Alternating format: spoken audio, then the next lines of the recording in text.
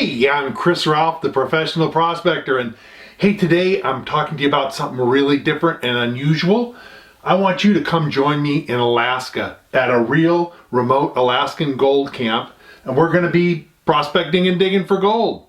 I'm going to tell you all about it today, and whatever gold you find in the camp, it's yours. Now, when I say I want you to join me, I don't mean virtually, I mean in person. We're going to be out there digging for gold, and I'd like you to be there. Now, I know that not everybody will be able to do this, not everybody will be able to join us, but let me tell you a little bit more about it. If you have any interest, I think you'll find this a real fascinating opportunity. I actually get a lot of people requesting to take me out, take me out and show me about prospecting, or, come out and train me or something like that. And, I get so many people doing that. It's really, I can't do it, and I've got a lot of projects of my own, so I appreciate the interest, but it's not something I can do. Well, this is going to be, for those who can make it, we'll do it. It's going to be an amazing opportunity. Now, I've made 3 previous gold prospecting trips to Alaska, and they've all been great, and I've found good gold. It really is the last kind of frontier, and there's a lot of remote areas of Alaska, and we're going to be in one of those remote areas, and we're going to be getting some good gold. As a bonus, I'm going to be having Kevin Hoagland joining me. Kevin is a very experienced prospector. He's like the director of development or something like that with GPAA. He's a big wig with the GPAA. For any of you guys that are familiar with GPAA, probably a lot of you guys that are watching this will have heard of Kevin. In fact, he had his own TV show, which is somewhat on YouTube. It's called Gold Trails. And check out the Gold Trails channel on YouTube. It'd be worth watching. A lot of interesting stuff there. In fact, actually, I'm on 1 or 2 of them. But Kevin's a great guy. He's a longtime friend. He used to own a prospecting shop. He went to work for Mine Lab for a number of years. And then, of course, now he's with the GPAA. And he has a thorough experience in gold mining and gold prospecting, and he's going to be joining me, and the 2 of us are going to be training people and talking to people and digging gold ourselves and having a good time like the rest of you guys will if you join us. Now, we're going to a place called Gold King Creek in the northern foothills of the Alaska Range, which is 60 miles south and a little east, I think, of Fairbanks in the central part of Alaska. It's a site that's been mined for gold for over 100 years, and it's an active operation. And of course, there will be certain areas that we won't be able to go in just because of active mining.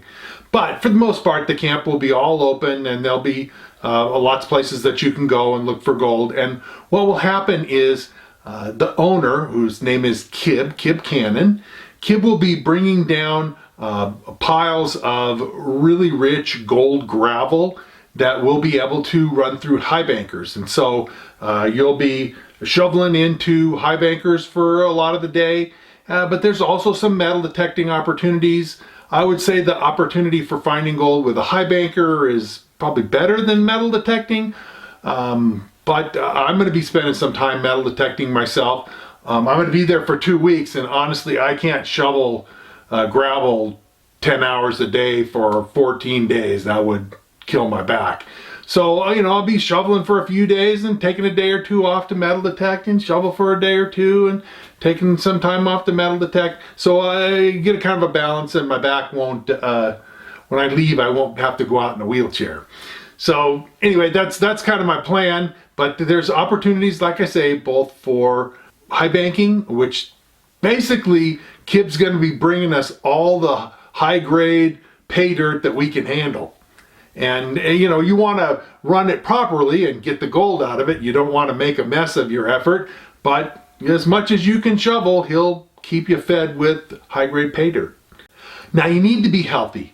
Like I say, we're going to be doing a lot of shoveling gravel, and if you're not in the world's greatest condition and you have serious health problems, this may not be the right choice for you, because we're going to be in the remote middle of nowhere. There's not a good highway that goes right up to Fairbanks. It basically, if there was a health emergency, they'd have to send a helicopter out of Fairbanks to come get us, and it's a long flight, it'd be very expensive. So really, this is for people. You don't have to be like an Olympic athlete or anything, but you know, in reasonably good health. Hey, I have my own health issues, I freely admit it, but you know, I'll be able to shovel dirt and metal detect and work around and find some gold for 2 weeks. That'll be no problem. So you know, consider your health and consider what we're going to be doing, and the fact that we're in a remote Alaskan gold camp. Now, part of the remoteness is there's not a lot of great internet service. Internet is poor and very, very expensive. Verizon, I think, is the only cell phone system that works, and it works kind of intermittently, not the world's greatest. So it's an adventure where you'll be kind of mostly offline for the time that you're there. So don't be thinking that somehow you're going to shovel gold in the day and work online in the evening, because you probably won't be able to do that. Most of the gold in the camp is smallish. A lot of Alaskan gold camps have not a lot of real coarse gold, and this one kind of belongs in that. There are some areas, some districts nearby, but they're not really be easily accessible for us. They're underclaimed by other people that have some coarser gold. But at Gold King, where we'll be, there are nuggets in the quarter, half gram, maybe up to a gram kind of size range that will be things that we can find with a metal detector. I encourage you to bring a friend with you. Bring a friend and share the adventure of a lifetime in the remote wilds of Alaska. It's beautiful, beautiful country, the Alaska Range. In fact, all the big mountain ranges of Alaska are just amazingly beautiful. It's beautiful country, and you know, it's the land of the midnight sun. You know, if you think you're going to go to bed at dusk and wake up at dawn, you'll maybe get an hour of sleep. It's basically, we'll be sitting around a campfire at midnight, and it'll be perfectly bright day outside. You could read a book. So, you know, one of the things that I learned in my previous trips to Alaska is you've got to keep on a schedule. You've got to tell yourself, okay, I'm going to bed at 11 o'clock, I'm going to get up at 6, or something like that. You know, where you have a schedule, you go to bed at the same time, you get up at the same time, you keep on it. Otherwise, you get in this weird, because it's light all the time, you get in this weird situation of not getting enough sleep. And when you're working hard and shoveling gold and digging and metal detecting, yeah, you need to get some decent sleep. That's worthwhile. Now, like I say, you will get some decent gold. Kib will be bringing us some great pay dirt, basically dirt dug out of the mine. He'll be bringing it to us to work. We will get some good gold, but literally the gold that you get is based on the amount of work that you put in. And the chances of your, you know, this is an expensive trip. I'm going to talk more about that in a minute. But your chances of breaking even or making money, getting as much gold as you pay in is pretty much zero. Okay? So don't get the idea that you're going to show up, you're going to shovel dirt real hard, and if it costs you so much to get there and back, you're going to end up with that amount of gold. That's not very likely. If you work hard, it's theoretically possible that you could get maybe a quarter of the value back in gold, but you know, don't be banking on making money off this trip. You will get some gold. It's proportional to the amount of work that you put in. If you sit around and enjoy the beautiful views and you know, visit with other folks, you're not going to make a lot of gold doing that. You have a great time, but you won't make a lot of gold.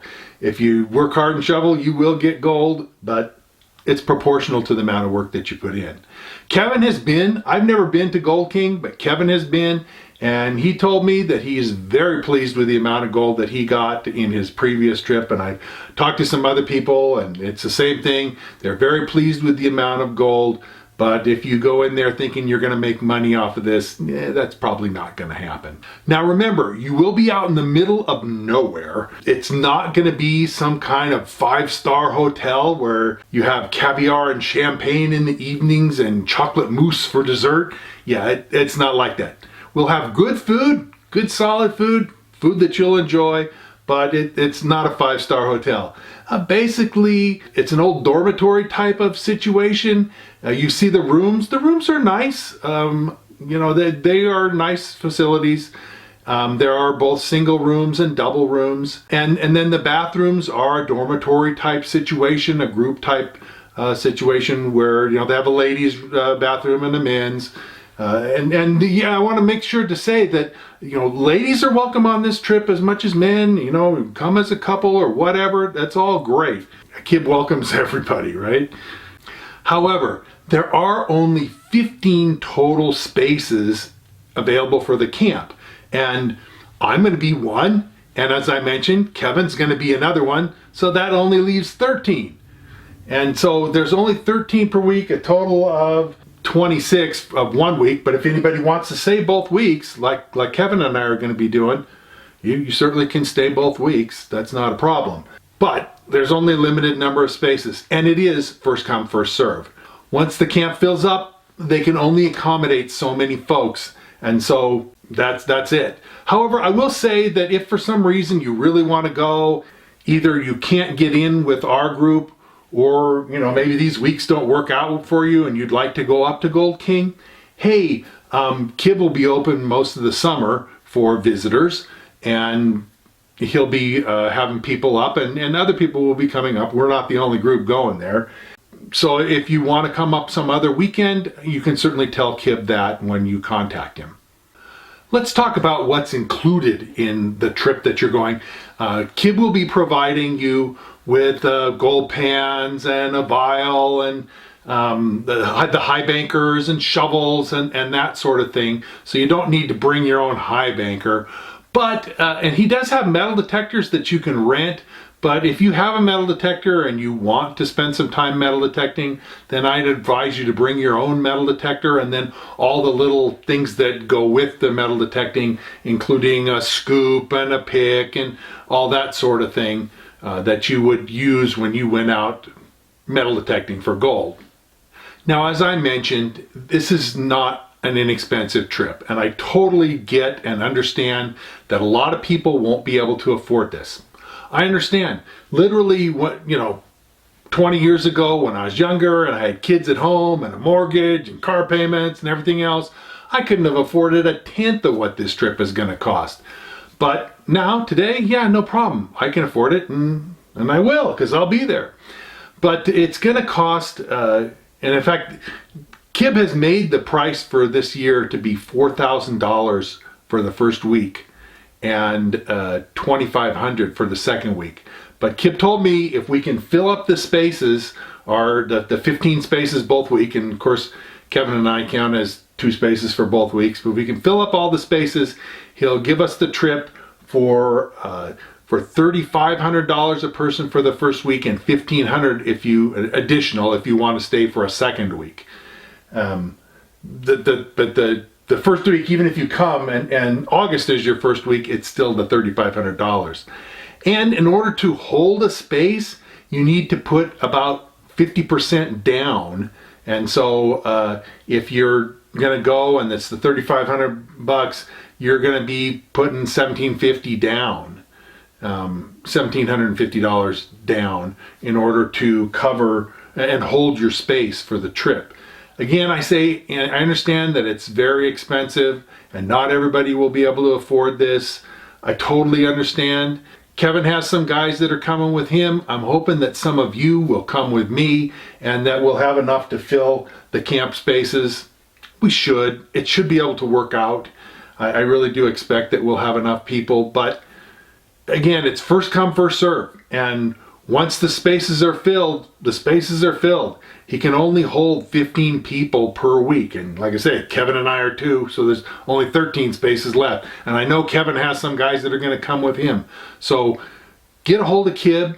I will leave the information as to how to contact Kib in the links and description below. If you look at the verbiage underneath, I'll have all the information about how to contact Kib and how to get a hold of him. I'll have information on the Gold King website. Kib has a Gold King Facebook page. I'll put that down there too. And there's a lot of great pictures on there that you can see. It really will be an amazing trip. It'll be a great time to hang out with some other miners, to experience the wilds of Alaska, to see what a real remote gold camp is like.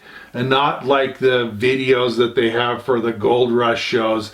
I mean, that's a drama that some producer envisions. I mean, there's elements of it that are true, but you know, it's dramatized so it can be good for Hollywood. You know, that so it's not reality. It's a envisioned kind of a drama, but there's elements of it that are true, and you'll see the real thing, the real McCoy, if you come with us to Alaska, and I hope you will. Now, the planning for this, the cost that I mentioned, that doesn't include getting you to Fairbanks. Kib will get us from Fairbanks out to the mine site, but you will have to be responsible. In addition to what I said, the costs that I cited are for Kib's accommodations and the gold and everything else and equipment that he's going to let us use. So you'll have to get yourself to Fairbanks. How you do that is up to you. There'll be people who may drive. There'll be people who want to fly. I'm going to fly. It's a long drive from where I live in the lower 48 up to Fairbanks. So it's my choice. But anyway, you'll have to get yourself there. You'll want to get there on the Saturday before, because these weeks run Sunday through Saturday. So you'll want to arrive the Saturday before we go in, and then we'll go in on Sunday and spend the week.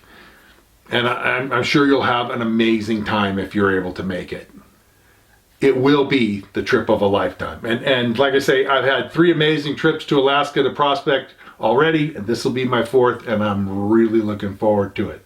Now, I had said that I was going to put up my video on lithium mining, minerals, and geology, and I do have that video ready, and I will be putting it up. It'll probably go up next Saturday, and then after that, the uranium video. But I will be talking more about this trip to Alaska in the coming weeks, and we'll mention it, and again, I'll encourage you guys to seriously consider it, to check your finances and see if you can make this happen, because we're going to have a great time out there in the field.